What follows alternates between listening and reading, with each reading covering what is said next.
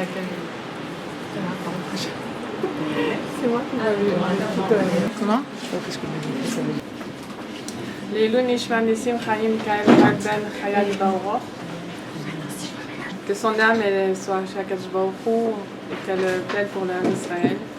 Dans cette période qui est tellement difficile qu'on vit tous, hein.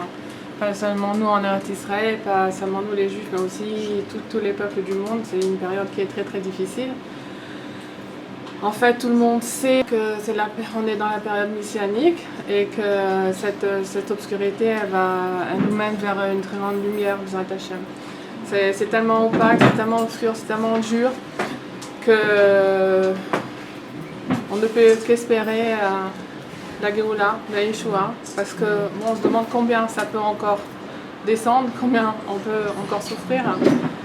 Aujourd'hui, c'est vrai qu'il y a quelque part où c'est plus facile, la souffrance elle est vécue de l'intérieur. C'est-à-dire qu'auparavant, il y avait beaucoup de guerres et les gens n'étaient pas au courant, il n'y avait pas les télés, il n'y avait pas les journaux, il n'y avait pas la radio, il n'y avait pas le téléphone, il n'y avait pas le WhatsApp, il n'y avait pas le Facebook, il n'y avait pas tout ça pour savoir ce qui se passait à l'autre bout du monde. Il y avait des souffrances, il y avait des guerres, il y avait des maladies, il y avait toutes sortes de choses et les gens étaient obligés de vivre leurs souffrances au pas de leur porte. Aujourd'hui, on est tellement mis au courant vite des situations qu'il y a à l'autre bout du monde qu'on est derrière notre écran et on vit les choses comme si on était là. On les vit et je pense que c'est une façon aussi d'expier. C'est-à-dire que quand il arrive quelque chose, on se met tous à pleurer, on est touché au plus profond de nous, même si c'est des juifs, même si c'est des goïms. Ça n'empêche pas quand on voit les atrocités qui se voient et puis la dépravation humaine là où elle peut arriver. Alors on se met tous à pleurer comme si on était devant. Et je pense que c'est expiatoire, c'est comme si vraiment on avait vécu la chose. Puisque le Baal Shem Tov il dit, là où la personne elle pense qu'elle est, alors elle l'est. Si on pense qu'on est en Amérique, on est en Amérique. Si on pense qu'on est auprès du Baal Shem Tov, on est auprès du Baal Shem Tov. Là où la personne elle met sa pensée, elle l'est. Maintenant, quand on a devant nos écrans des choses qui sont très difficiles à voir, comme les attentats qui ont eu lieu ces derniers temps, alors on est là-bas. C'est pas rien qu'on est là devant l'écran, on est vraiment là-bas, on est sur la promenade des Anglais, et puis on imagine, et on s'imagine avec ce camion, on s'imagine voir tout ce que... C'est pas que seulement on s'imagine, ça on le voit vraiment, donc on est là-bas. Et c'est en même temps une amtaka, c'est-à-dire c'est un adoucissement du décret, puisque une fois qu'on a vécu dans notre esprit, dans notre cœur, qu'on a pleuré, alors il en sort de là que c'est un adoucissement du décret. On est dans la période des 3 semaines. Les 3 semaines, c'est une période qui est difficile à vivre, mais le khatrila, on pense d'une façon erronée que ces semaines-là, il faut les vivre dans la tristesse. On a 3 semaines où bon, il faut prendre des restrictions. Ça commence par un jeûne, ça finit par un jeûne. Il ne faut pas passer trop de vacances, enfin il ne faut pas se réjouir, il ne faut pas écouter la musique, il ne faut pas faire des mariages, il ne faut pas faire de joie, il ne faut pas. Et puis on ne sait pas tellement comment vivre cette période. Et surtout on attend qu'elle passe. Une fois que Tisha B'Av est terminé, eh bien peut-être pas le lendemain parce que c'est encore le 10 Av, mais le surlendemain, les valises sont prêtes, on part en vacances. Ouf, on a fini les 3 semaines. Mais en fait, les 3 semaines, c'est un cadeau, en vérité, que Akadosh Baruch Hu nous a fait. Si on sait comment prendre ces 3 semaines, comment en profiter, alors c'est vraiment un cadeau. Pourquoi c'est un cadeau? Parce que d'abord, il faut comprendre ce que c'est que les 3 semaines. Rabbi Nachman dit que c'est une tochacha. Dans ces 3 semaines, il y a une sorte de reproche. Parce qu'on dit Kol Dor Shelo Nivna Bet Hamikdash Beyamav Keilu Necherav Beyamav. Chaque génération où le Bet Hamikdash, le temple n'a pas été reconstruit, c'est comme s'il aurait été détruit de son temps. Ça veut dire que pourquoi on fait ces 3 semaines, pourquoi on fait les 9 jours, et pourquoi on pleure le jour de Tisha B'Av et qu'on fait Ta'anit, c'est parce qu'il y a eu la destruction du Bet Hamikdash, la destruction du temple. Pour pleurer sur le Bet Hamikdash, il faut évidemment savoir qu'est-ce qu'on a perdu. Parce que bon, on ne peut pas pleurer comme ça, parce qu'on nous a dit de pleurer.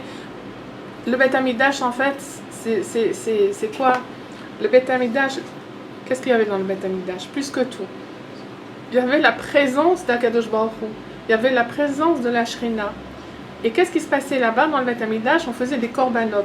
On faisait la shrita des animaux tous les jours. Et ça expiait les fautes de tout le Ham Israël. Ça fait que quand on allait dormir, on était pur. Kadosh, à Yerushalayim, à Kodesh, il n'y avait personne qui allait dormir sans avoir kapara de toutes ses fautes. On était tous purs, tous pardonnés. Tout le monde était pardonné. Donc quand on est pardonné et qu'on est Kadosh comme si on était après Yom Kippour, alors c'est sûr qu'on touche un petit peu à ce qui s'appelle le bonheur. Ou on touche beaucoup à ce qui s'appelle le bonheur.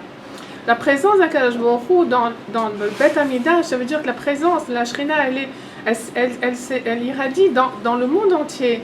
Et quand il y a la présence de la Shrina, de la lumière, alors il n'y a pas d'obstacle.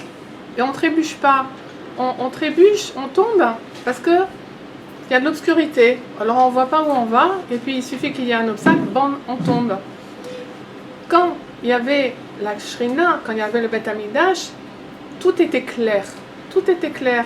Le but de la vie était clair, le but de chacun était clair, la présence d'Hachem elle était claire, la conscience d'Hachem elle était claire. Donc on savait qu'on est là pour faire la volonté d'Akadosh Baruch Hu, le mieux qu'on peut, se rapprocher d'Akadosh Baruch Hu et arriver à ressembler à Israël Midot Rachamim, ressembler aux 13 attributs de bienveillance d'Akadosh Baruch Hu et tout le programme qu'Akadosh Baruch Hu nous a donné avec la Torah et les 613 mitzvot. Donc on est vraiment dans le but. C'était clair, c'était net. Aujourd'hui, on fait n'importe quoi. On va à droite, à gauche, on est tellement entouré d'obscurité à couper au couteau qu'on fait un petit peu n'importe quoi, on va dans tous les sens. Voilà, ce qu'on a perdu en fait, c'est la clarté d'esprit. C'est la clarté c'est notre clairvoyance qu'on a perdue. Et ça, c'est sur ça qu'on pleure en fait. On pleure pas parce que il y avait un temple avec des pierres et des trucs, tout un service qui se faisait là-bas, et puis voilà, on pleure dessus. Non, on pleure sur cette clairvoyance qui nous a été enlevée malheureusement. La loi, dans le Shulchan Arour, elle nous donne tous ces dinim là, toutes ces halachot des 3 semaines, toutes ces restrictions, et plus encore pendant les 9 jours, et plus encore pendant le jour de Tisha B'Av, pour nous faire comprendre quelque chose. Pas pour qu'on se dise, oh là là, vivement que je passe ces 3 semaines et puis enfin on va partir en vacances. Non. Pour qu'on comprenne quelque chose. Comprenne quoi? C'est que à quel point le Beth Amikdash il nous manque. À quel point on est loin d'Akadosh Baruch Hu. À quel point on doit revenir vers lui. C'est ça la Torah. Quand on dit à quelqu'un qui se comporte d'une façon tordue, alors on lui dit, non, fais attention, tu n'es pas sur le bon chemin. Là, on est en train de nous dire, voilà, le Beth Amikdash n'a pas été encore reconstruit, tu n'es pas sur le bon chemin. Et tu dois réfléchir. Réfléchir à ce que tu fais. Parce que Akadosh Baruch Hu est bon, il nous punit pas, il veut pas nous punir, Rabbi Shalom. Il veut qu'on s'en sorte, il veut qu'on soit heureux, il nous a fait descendre dans ce monde nous, on était bien chez Akadosh Baruch Hu. On était Néné Mizeva Shrina, on était envoyé la Shrina, envoyé les tzadikim, envoyé Ribono Shel Olam, rien ne nous manquait. Hachem nous a fait descendre dans ce monde pour monter plus haut grâce à l'accomplissement des mitzvot. Et avec la Gabrout, quand on se trouve dans nos épreuves, comment nous comporter par rapport à ce que la Torah nous demande, faire des efforts et tout. C'est tous ces efforts-là, que ce soit par la parole, par le geste, par la pensée, qui vont faire qu'on va monter de madriga, on va monter de degrés.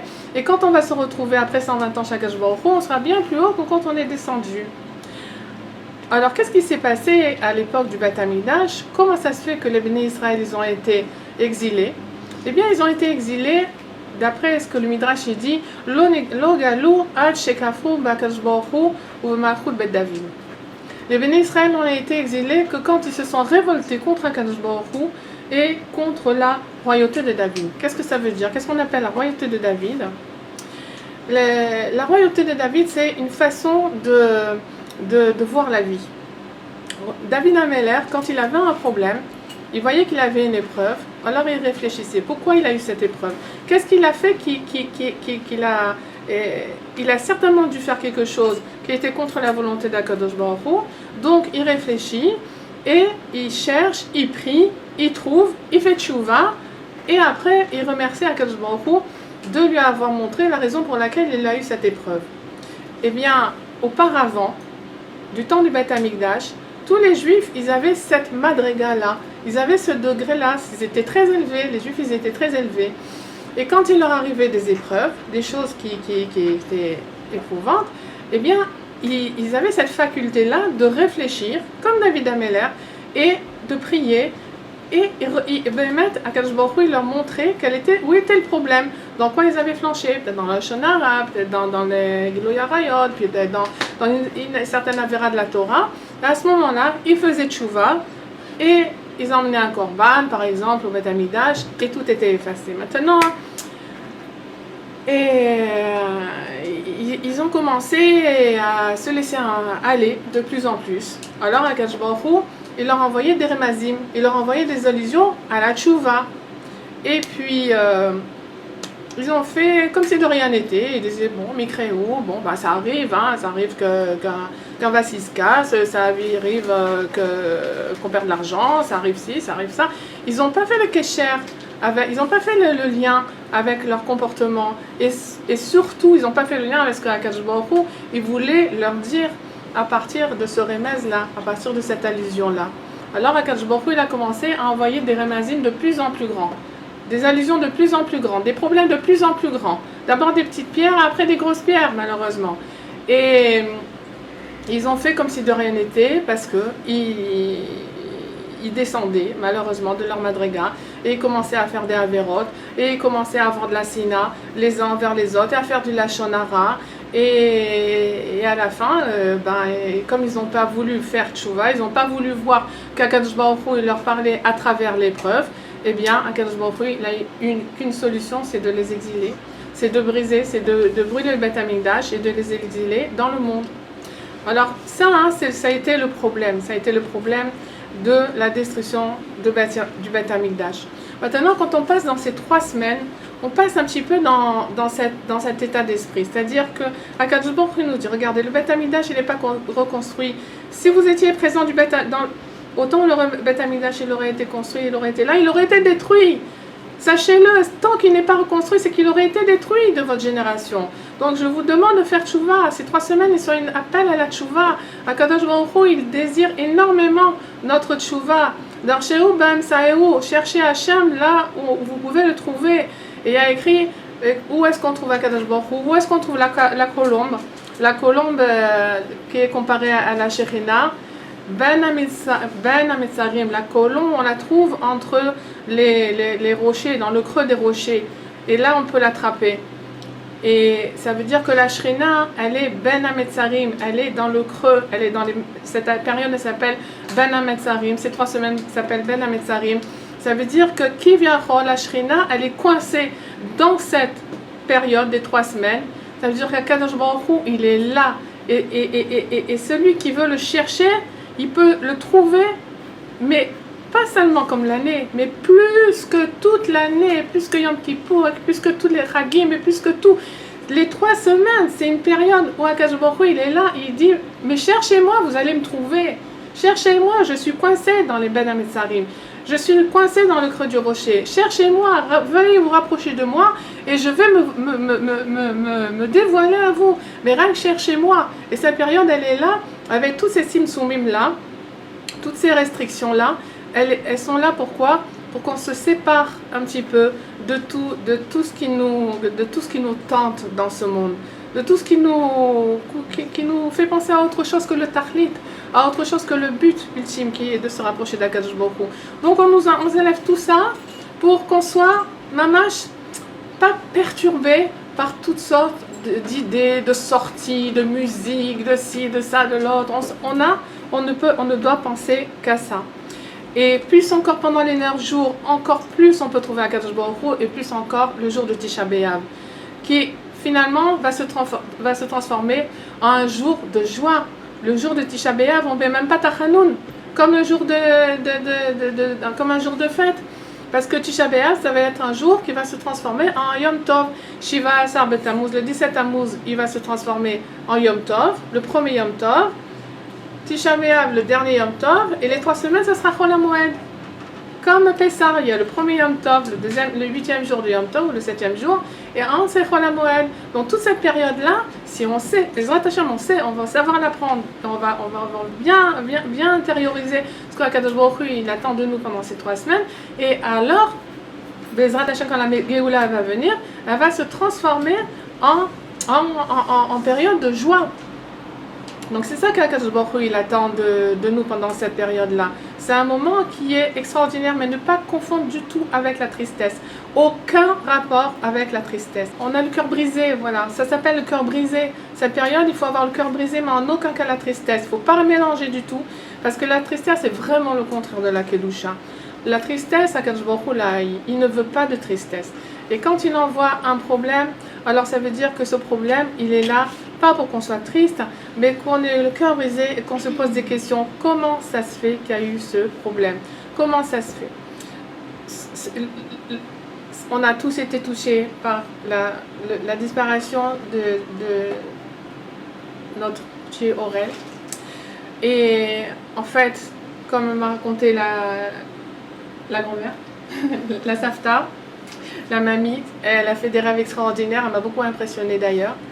Elle a rêvé en fait de l'attentat. Un premier soir, elle a rêvé de l'attentat qui a eu lieu à Nice, mais avant qu'il ait lieu, et de la manière dont le petit Aurel a sauvé toute la famille. Il les a sauvés parce que cet hôpital était juste à côté de la promenade des Anglais, et c'était peut-être un jour avant qu'il y ait l'attentat. Ils leur ont dit on ne peut pas garder le petit Aurel. Parce qu'il est dans un état grave, donc ils l'ont transporté dans un autre hôpital. Et là, ce jour-là, toute la famille a été appelée à l'hôpital. Ça fait que personne n'a pu aller voir le feu d'artifice. Grâce à Dieu, personne n'avait le cœur d'aller voir le feu d'artifice. Et ainsi, ils ont été tous sauvés. Toute la famille a été sauvée. Donc, s'il porte le nom de Nissim, c'est pas pour rien, parce que c'est vraiment un enfant qui a emmené les miracles à toute la famille. Chaim aussi s'appelle, il a emmené la vie. Michael, Aurel et la loi et la lumière d'Akadosh Baruch Hu. Il a emmené la lumière d'Akadosh Baruch Hu. Dans quel sens? Dans le sens où le deuxième rêve qu'elle a fait, la mamie, c'est qu'elle tenait cet enfant-là qui était entouré par un habit, une blouse de chirurgien. Et vous étiez dans une synagogue? On était dans le premier. Alors, en fait, on était assises, Elsa et moi, donc il n'y avait pas la maman là pour ce rêve. Elsa était assise ici, on était dans le premier hôpital où était le petit sur la promenade des Anglais, là où a lieu exactement l'attentat d'ailleurs, en bas de la promenade des Anglais, là où ils n'ont pas voulu garder Aurel et ils l'ont envoyé en haut. Et ils ont eu après, malheureusement, 30 enfants qui sont arrivés, ils n'ont pas voulu garder notre petite sadique. Et Elsa et moi, dans mon rêve, nous étions le soir assises l'une à côté de l'autre, j'avais le petit dans les bras et je lui dis Nathalie. Et elle me dit Nathalie, pourquoi Nathalie? Et je lui dis Nathalie. Et moi j'appelais quelqu'un, je croyais. Mais en fait, on m'a dit que Nathalie, ça voulait dire Nathalie en hébreu, ça veut dire il me l'a pris. Et voilà, ensuite on s'est retrouvés tout de suite dans une immense synagogue. D'ailleurs, je vais vous dire, maintenant que vous le dites, c'était pas une synagogue, c'est un Beth Amikdash. C'était immense, je l'ai dit cet après-midi, mais il y avait 10 mètres de hauteur de plafond. Mais quand je dis 10, pour pas dire 30, c'était immense en largeur. Et Elsa et moi, on était derrière le Teva. Il n'y avait pas Aurore, sa maman, il n'y avait pas son tonton, mais en tous les cas, il y avait Elsa et moi. On avait le petit, j'avais le petit dans les bras de cette façon-là. Et c'est vrai qu'on ne voyait pas son visage. À côté, il y avait Nathalie, la dame en tous les cas, qui était sur ma droite. Et du coup, elle était d'un côté, et elle avait aussi un petit pareil dans les bras, tout pareil. Mais nous, on avait notre petit, elle avait aussi un petit dans les bras. J'ai cru au réveil que ça voulait dire Gégoul, donc elle nous laisse notre petit avec une autre Neshama. Mais en fait, je crois que c'est pas ça. Je sais pas, je vais vous laisser reprendre la parole pour me dire qu'est-ce que ça voulait dire, cette signification. En fait, moi, je pense que c'était... En plus, maintenant, elle dit que c'est comme le Beth Amikdash, c'était comme une offrande devant l'autel. Une offrande pour expier toutes les fautes de Béné Israël et pour annuler des décrets qui devaient planer sur le peuple d'Israël. Et lui et aussi un autre qui est en vérité mort en même temps, en Floride, et qui était le fils d'un grand rabbin au Canada. Je pense que c'est le deuxième qui a été emmené en Corban. Avoir le nom de Aurel, c'est la lumière d'Hachem. On dit, bon, mais pourquoi il est parti si c'était la lumière d'Hachem? Non, justement parce qu'il a eu ce problème et qu'il est descendu pour ça, c'est pour vraiment emmener la lumière d'Akadosh Baruch Hu dans ce monde. Et avec il y a tellement de personnes qui ont été mobilisées pour prier pour ce petit enfant, tellement de tfilotes qui ont été faites, tellement de milliers de tfilotes qui ont été faites, je pense, et aussi de tchouva, de personnes qui ont fait tchouva grâce à lui. Et c'est extraordinaire. Donc il a une neshama qui est venue pour descendre vraiment la lumière d'Hachem. La lumière d'Hachem, et comme sa maman elle s'appelle Aurore, on peut vraiment espérer qu'on est à l'aurore de la Géoula. Absolument, parce que c'est la lumière d'Hachem, alors qui est à l'aurore. c'est quelque chose de fantastique et qui est extraordinaire. Maintenant, je voudrais faire un lien avec justement tous les problèmes qu'on vit dans notre monde actuel, et on ne sait pas où est-ce qu'on va arriver avec tout ça, parce que ça a l'air d'être de pire en pire. Eh bien, en fait, les peuples se disent, bon, alors on va venir en Israël, on va voir comment on va mettre sur pied la défense, l'armée, les détectives privés, tout ça, on va voir comment on va se défendre. Mais il ne faut pas se raconter des histoires, hein. C'est-à-dire, en fait, c'est prendre le problème pas du bon côté, parce que en fait, ça ne peut pas empêcher, parce qu'on l'attend là-bas, on l'attend à Paris, il va à Nice, on l'attend à Nice, il va où c'était là-bas, dans un patelin, on l'attend dans une synagogue, il va dans une église, on l'attend. Donc Razé Shalom, c'est un truc qu'on ne peut pas, combattre avec les armes. C'est un truc c'est quoi le Daesh en fait? Il y a un Rav qui a écrit il y a 1000 ans, il a eu comme une prophétie, et il a dit qu'il viendrait avant Mashiach, il viendrait une clipa. Une clipa, ça veut dire c'est une écorce, c'est une force d'impureté qui va venir dans le monde, et on ne pourra rien faire contre elle. Ça, il faut le savoir. Pourquoi? Parce qu'il y a deux façons d'emmener la Géoula. Soit Beito Bismano, soit Reshena. C'est-à-dire, soit la Géoula, soit la Géoula va venir en son temps, soit Reshena, très vite. Ça veut dire que quoi? C'est comme une maman qui accouche. Tant que ça se passe bien, bon, ok, ça va, on attend les contractions les unes après les autres. Après, elle accouche normalement en son temps. Mais s'il y a un problème, alors tout de suite on met le zérouz, on pique, on met un produit qui fait activer les contractions. C'est plus douloureux, ça va plus vite parce qu'il faut qu'elle accouche, la maman. Sinon il y a un danger pour la maman ou bien pour l'enfant, avec Shalom. Donc maintenant on est dans la Reshena. Étant donné qu'on a besoin de la Géoula maintenant, Akadosh Baruch Hu a envoyé cette clipa-là, qui va faire, c'est comme un zérouz, ça veut dire qu'il faut comprendre le pourquoi.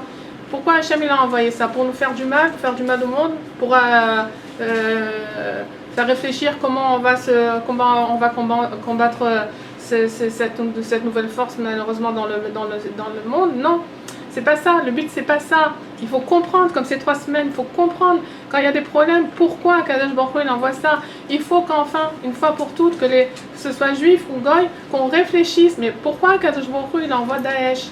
Pourquoi il envoie Daesh? Ce qu'il faut comprendre, c'est que comme c'est les 3 semaines et qu'il faut se poser des questions et pas attendre que cette période elle passe, alors il faut vraiment se poser des questions et se demander, mais pourquoi on vit ces choses-là?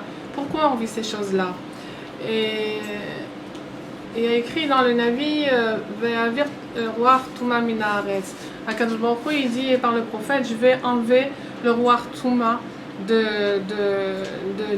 du monde. Eh bien c'est tout le modernisme, c'est toute la Touma, c'est toute la prissou, c'est toute la manière de s'habiller qui est provocante, c'est tous ces tavotes, c'est tous ces mariages nauséabonds qui, en fait, c'est quelque chose qui est sorti après que la France, et c'est la première à être punie malheureusement, enfin heureusement, après qu'ils ont permis le mariage entre hommes et femmes. Et ça, c'est une abomination aux yeux d'Akadosh Baruch Hu. C'est une abomination. Akadosh Baruch Hu ne supporte pas ça. Et ça, c'est la Klippa, c'est Esav qui a emmené ça malheureusement. Et quand est-ce que ça a commencé? Quand est-ce que ça a commencé, cette libération des mœurs? Eh bien, ça a commencé le 14 juillet. Si vous regardez l'histoire de la France, ça a commencé le 14 juillet. Le 14 juillet, qu'est-ce qui s'est passé? Il y a eu la révolution. à Paris et il y a eu la prise de la Bastille. Donc ils ont commencé à faire cette révolution-là pour enlever la monarchie, pour enlever la royauté. Maintenant, enlever la royauté, c'est pas une petite chose. Qu'est-ce que c'était le roi? Pourquoi il y avait un roi? Le roi savait, tout le monde savait qu'il a été nommé par Akadosh Baruch Hu, il était le représentant de Dieu dans le monde. Donc ce qu'il voulait en fait, dans cette révolution, c'est enlever la représentation de Dieu dans le monde. Et la conséquence de ça, c'est que quand l'image qu'on a, qui nous saute aux yeux, c'est l'image de Marianne, qui est là, qui est sans habit, et c'est la débandade. À partir de ce moment-là, ça a été et l'arrêt de la monarchie. Je ne sais pas si on a décapité le roi Louis XVI, en tout cas, ouais, ça a été comme ça. Et ça a été l'AFK-Route. Ça a été les journalistes de l'époque, ils ont dit, mais c'était une horreur. C'était vraiment, ils étaient comme des animaux. Les gens n'étaient plus au niveau humain, ils étaient au niveau d'animaux. Ils se comportaient vraiment comme des animaux dans la rue. Et ça a été permis. Voilà, maintenant, ça a été le début de la dépravation. Et quand est-ce que, voilà, de pire en pire, jusqu'à ce qu'est arrivé Napoléon Bonaparte, et que là, il a fait les institutions, il a entraîné l'émancipation, c'est-à-dire comment dire, que les Juifs ils se sont assimilés, voilà, il a entraîné l'assimilation.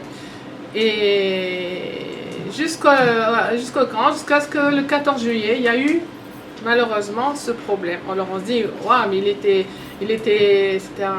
comme on dit, il y a beaucoup de musulmans aujourd'hui qui sont des débiles, ou bien qui ont des problèmes psychologiques, ou bien on essaie de cacher tout ça, mais non, pas du tout.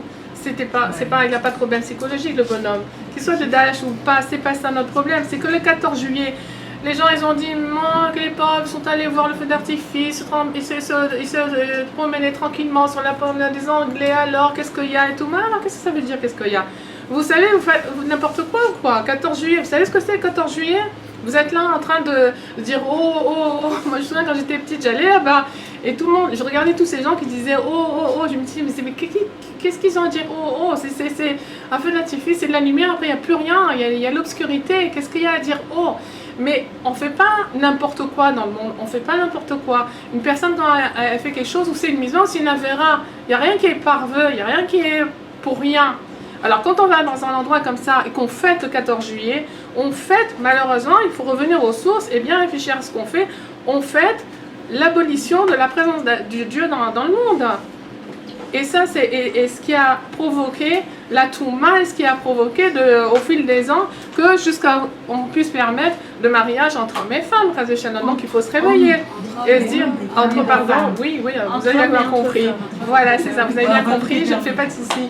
Donc il faut quand même se réveiller et se dire, Akadosh Baruch Hu, il envoie des Remazim au monde. Et peut-être nous en premier parce qu'on comprend. On est sensible, on a une neshama et on se sent, en fait, oui, c'est nous qui devons faire tchouva en premier. C'est vrai que les goïms aussi, ils doivent faire tchouva. Ils ont cette loi noachide, ils doivent absolument faire tchouva, ils doivent se comporter selon les lois qu'on leur a données à eux en tant que Bnei Noach. Ils ont l'obligation de faire la Torah et les mitzvot, mais nous, qui sommes en plus dans le Tibour Acharedi, dans le Tibour, qui font partie des gens qui essayons de nous rapprocher d'Akadosh Baruch Hu et de faire la volonté d'Akadosh Baruch Hu, c'est nous qui devons faire tchouva, c'est nous avant tout le monde. Parce que vous savez très bien que la vie, le peuple d'Israël, c'est comme une échelle, on est tous sur cette échelle. Alors il y en a qui sont en haut, il y en a qui sont en bas. Maintenant, ceux qui sont en haut, s'ils avancent d'un cran, ils vont permettre à tout le monde de monter. Celui-là qui va se marier avec un homme, ou c'est celle-là qui va se marier avec une femme. Pourquoi elle peut se le permettre? Parce qu'en haut, on ne lui a pas permis de monter, ou bien en haut, on a régressé. On est descendu d'un échelon, et ça a fait descendre tout le monde. Alors, nous qui sommes le plus proches, Be'ezrat Hashem Akadosh Baruch Hu, parce qu'on est Shomer Torah ou Mitzvot, parce qu'on essaye de faire tout ce qu'on peut pour garder la Torah d'Akadosh Baruch Hu et nous rapprocher de lui, et être selon sa volonté, et lui faire plaisir chaque jour. Et eh bien, c'est nous qui devons nous réveiller en premier. Et pour en revenir à cette explication que pourquoi à l'époque du Beth Amikdash, ils ont été exilés que lorsqu'ils ont été kofer B'Malchut Bet David, c'est-à-dire que quand ils ils ont plus voulu voir les Remazim. Et ils ont plus voulu voir ce que Akadosh Baruch Hu leur disait à travers ces épreuves. Eh bien, quelle est la réaction? Évidemment que nous, encore pire, c'est vrai que quand on a des épreuves, nous, on est incapable, on n'a pas de prophète. À l'époque, ils avaient le roi ils avaient l'esprit prophétique, hein, tellement qu'ils étaient élevés. Aujourd'hui, on n'a rien. Il peut se passer des choses, on est là, on sait pas, on sait rien du tout. Mais en tout cas, le fait de dire, maître du monde, je sais que tu veux me dire quelque chose à travers ça. Je le sais. Je ne sais pas quoi, mais je le sais. Alors, je vais te montrer que j'ai compris, que tu me parles, et je vais faire quelque chose, un pas en plus, pour montrer que je te réponds. J'ai reçu 5 sur 5. J'ai reçu, maintenant je vais faire quelque chose en plus, que je ne faisais pas auparavant. Je vais faire ma fila avec plus de kavana, je vais faire mes brachot en pensant à ce que je dis, je vais m'abstenir de dire une parole qui est désobligeante alors que je voulais la dire, je vais m'abstenir de voir quelque chose qui était impudique alors que c'était devant mes yeux, je vais baisser les yeux, je vais te montrer, maître du monde, que j'ai compris et que je fais un pas. Et bien ça c'est compté comme si on avait fait tchouva. Sur la chose qu'Akadosh Baruch Hu il veut qu'on fasse tchouva. Et quand on fait ça, alors ça annule les décrets. Ça annule les décrets. Donc, ce que je vous propose, voilà, c'est un programme qu'on en profite pendant ces 3 semaines de dire à Akadosh Baruch Hu, on comprend maître du monde et il ne faut pas se dévaloriser et se dire bon, moi je suis rien du tout, je suis une petite bonne femme dans mon coin, je suis dans ma maison avec mon mari, mes enfants ou toute seule, ou je sais pas, qu'est-ce que ça va faire si moi je fais quelque chose de plus, si moi je fais un Netilat Yadayim un peu mieux qu'avant. Oui, toi peut-être c'est chacune de nous, il y en a une ici peut-être qu'Akadosh Baruch Hu il attend qu'elle fasse plus encore pour emmener la Géoula. On ne peut pas savoir de qui ça dépend. Donc, et chacune, on doit se considérer, comme c'est écrit dans la Torah, que chacun il doit considérer que comme si le monde entier avait été créé pour lui. Le monde entier il a été créé pour moi, pour toi, pour chacune de nous, le monde il a été créé. Ça veut dire qu'on a une grande responsabilité par rapport au monde entier. Puisqu'il a été créé pour moi, ça veut dire que moi j'ai la responsabilité du tikkun, de la réparation du monde. Et à ce moment-là, je peux croire oui en ma prière, je peux croire oui en ma tchouva, je peux croire que chaque pas que je vais faire vers Akadosh Baruch Hu, ça va annuler des décrets. Il faut que j'y croie. Et je vais mettre chaque jour, je vais mettre la pièce à la tzedaka, et je vais faire un télim en plus, et je vais faire toutes les mitzvot. On a besoin maintenant. C'est l'accouchement bientôt. Donc on a besoin d'être filote, on a besoin de tzedaka, on a besoin d'encouragement, on a besoin de faire il faut faire le maximum parce que chaque chose qu'on va faire, chaque action qu'on va faire en plus, on va s'abstenir de faire des choses pas bien, ça va emmener, ça va Bezrat Hashem, ça va emmener la Géoula. Et ce petit sadique là qui est parti, Behemet, c'est la lumière d'Hachem, il est là pour nous, il est venu dans ce monde pour nous livrer la lumière d'Hachem et il a fait qu'on est là tout ensemble aujourd'hui à essayer de comprendre le pourquoi et le comment. Et c'est vraiment grâce à lui et Bezrat Hashem qu'on soit vraiment à l'aurore de cette Géoula et qui aura lieu mamash le plus tôt possible. Chaya Liba Ora. Ça fait pas Aliyah Aliyah, oui, si on veut, dit Aliyah. Ben voilà, que vous fassiez tous la Aliyah, ceux qui n'ont pas fait. Ça, déjà qu'on peut comprendre, Bezrat Hashem, parce que vous savez, c'est pas évident, Akadosh Baruch Hu, il n'emmène pas. Consolation au fils de la Aliyah. Eh ben, en soi, c'est une consolation, ça c'est sûr. Mais en tout cas, venez en Eretz Israël, parce que Akadosh Baruch Hu, ce que j'ai entendu, c'est qu'il désire punir les Rechaïm. Il veut punir les gens qui ne se comportent pas bien du tout. Mais comme il y a des Juifs qui sont en France encore et qui sont dans les pays de Chutz La'aretz, il ne peut pas parce qu'il y a des Juifs là-bas. Donc si tous les Juifs reviennent en Eretz Israël, alors la Géoula va venir. D'une manière ou d'une autre, elle va venir. Et puis en plus, vous allez être en sécurité ici. On ne sait pas ce qui va se passer dans les jours, dans les semaines qui viennent, dans les mois. Donc, il faut comprendre les remazim, il faut comprendre les allusions. Et Akadosh Baruch Hu, il est bon, il veut que notre bien. Il n'est pas là avec un bâton en train de nous dire ah, attention, qu'est-ce que tu as fait, tu vas prendre. Non, Akadosh Baruch Hu, berov rachamav uberov chasadav. On a plein de questions, c'est sûr qu'on a plein de questions chacune. Je suis sûre qu'on a tous des paquets de. C'est une génération qu'aucun tzaddik n'a voulu venir. Il n'y a rien, personne. Okay, vous voyez, on n'a pas des sadikim. On a, comment ça s'appelle là, Tormoul et Vat Arabanim, tout ça. Les Arabanim, c'est avec, voilà, il faut être Torem. Mais qui c'est qui nous dit quoi faire? Qui c'est qui nous console? Qui c'est qui nous dit maintenant, le Ham Israël, allez, venez, on va faire quelque chose? Kloum, personne. Ouais, il n'y a personne qui nous dit quoi que ce soit. Où ils sont tous ces sadikim? Où ils sont ces Arabanim? Où ils sont? Quoi? Torem. Non, c'est pas ça. Il y en a, bon, ben alors, on prend les armes tout seul, on fait la tefila tout seul et on se bat.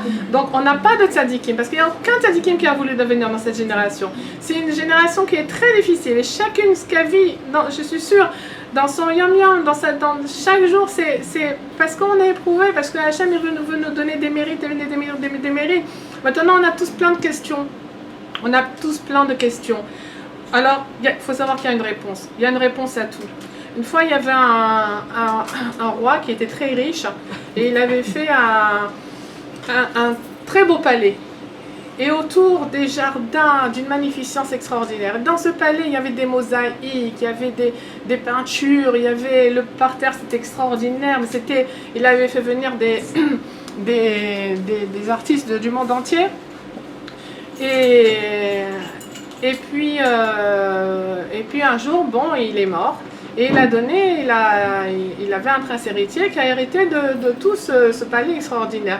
Mais ce prince héritier, il savait qu'il y avait un trésor, un immense trésor, que le père avait caché. Mais il ne lui a pas dit où. Mais il savait que ce trésor, il était caché. Impossible de savoir où il était caché. Bon, alors le temps passe et tout. Et lui, il se promène et il voit... Quelle grandeur, quel palais, quel jardin, mais c'est extraordinaire. Mon père, il avait une telle intelligence, il avait un art tellement, une rochma, comment il a pu faire tout ça, imaginez, et vraiment tout était fait avec une très grande rochma. En fait, un jour, il se promène à l'intérieur du palais et puis il voit toutes les mosaïques étaient extraordinairement bien arrangées, sauf à un endroit, c'était pas symétrique, c'était pas joli même. Il s'est dit, mais c'est bizarre quand même, mon père, qu'il n'a pas vu ce problème-là. Il avait toujours une question, mais comment ça se fait que mon père, il a laissé cet endroit-là qui n'est pas parfait. Pour lui, c'était une imperfection. Et un jour, tilt, voilà, la Simone, il est tombé, il s'est dit, mais ça y est, j'ai compris. Mais j'ai compris, il était allé là-bas, il a fait creuser et le trésor était là. Il a compris que l'imperfection, ça l'interpellait, ça devait l'interpeller. Que justement le roi, dans sa grande chorma, il lui a fait l'imperfection pour que là, il aille chercher le trésor. Et aujourd'hui, on a tous des questions. On a une grande question, c'est la galoute dans sa plus grande, sa plus grande magnificence, on va dire. C'est une question et c'est des millions de questions qu'on a. Mais quand la Géoula, elle va venir, elle va répondre à toutes ces questions. Et quand on répond à une question, c'est pas quand on n'avait pas la question. C'est que justement, c'est la question qui va faire qu'on va découvrir le trésor là. Donc, c'est pas un méfait en soi d'avoir des questions et de se demander pourquoi tellement de souffrance et tellement... Il y a quelque chose, on cherche Hachem derrière tout ça. Et c'est cette question-là qui va nous emmener à la Géoula. Parce qu'on va la trouver la réponse, Bezrat Hachem. Bekarov beyamenu, et on est dans la Géoula, et Bezrat Hachem, tout ensemble, on danse ensemble au Beth Amikdash, Bekarov. Amen.